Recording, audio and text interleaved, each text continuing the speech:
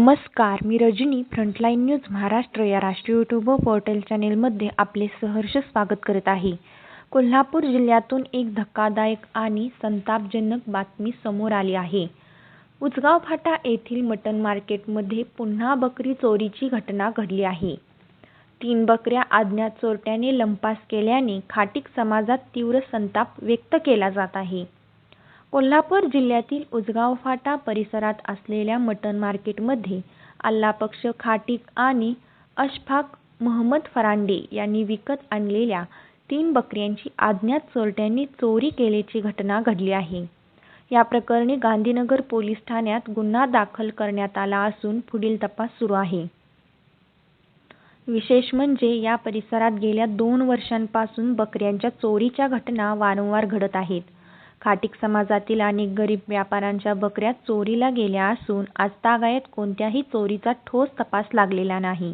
हातावर पोट असलेल्या खाटीक समाजातील कुटुंबाचे मोठे आर्थिक नुकसान होत असून समाजात तीव्र असंतोष आणि भीतीचे वातावरण निर्माण झाले आहे.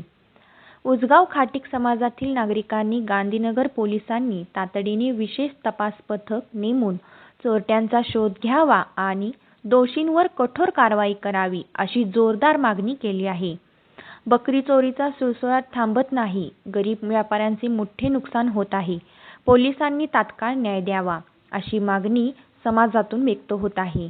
सततच्या चोरीमुळे मटण मार्केट परिसरात व्यापाऱ्यांमध्ये भीतीचे वातावरण पसरले असून रात्रीची सुरक्षा वाढवण्याची मागणी होत आहे. परिसरातील सीसीटीव्ही फुटेज तपासले जात असून पुढील तपास गांधीनगर पोलीस करत आहेत.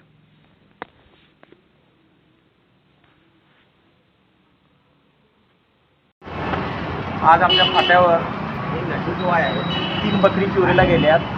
गांधीनगर डिव्हिजनमध्ये जाऊन कंप्लेंट घेऊन आलेला आहे.